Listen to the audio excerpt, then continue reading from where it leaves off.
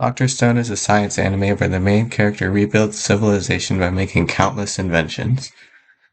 In this series, we'll be going over the science of the inventions and debunking whether they'd work in real life, going over the physics and science behind it all. Here are the inventions covered in this video. Now, for the camera, Senku made a daguerreotype camera.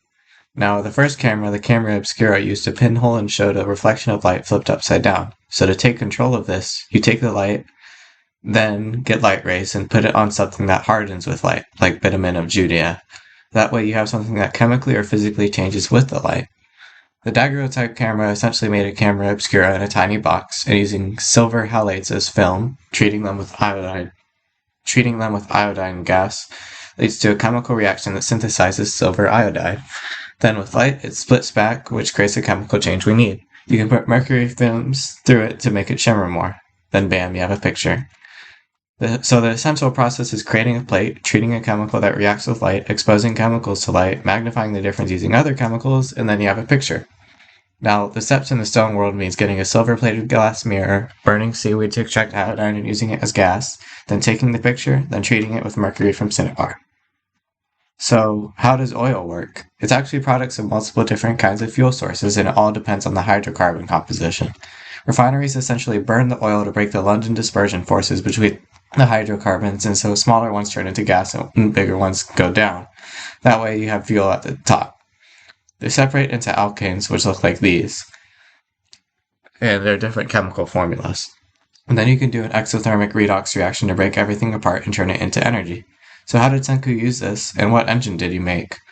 Senku made a Stirling engine, which uses a temperature differential to transfer energy.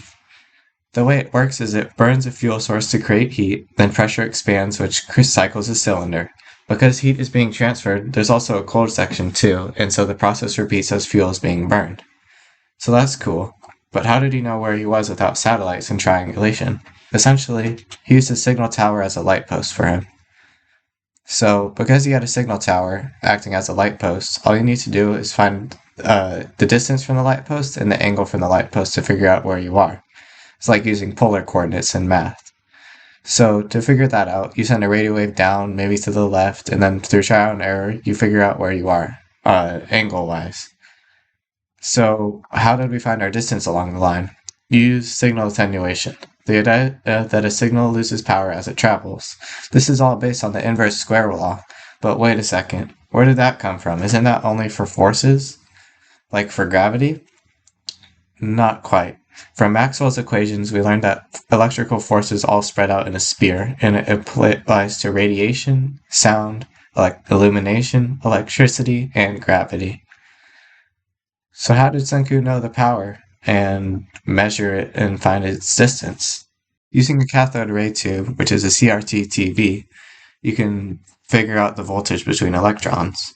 Using a cathode ray tube, you heat filament to get free electrons, then anodes pull the freed electrons, and then you can make them collide with glass and you get a green light from the collision's energy like this. To make color, it's a little weird, so we won't get into it.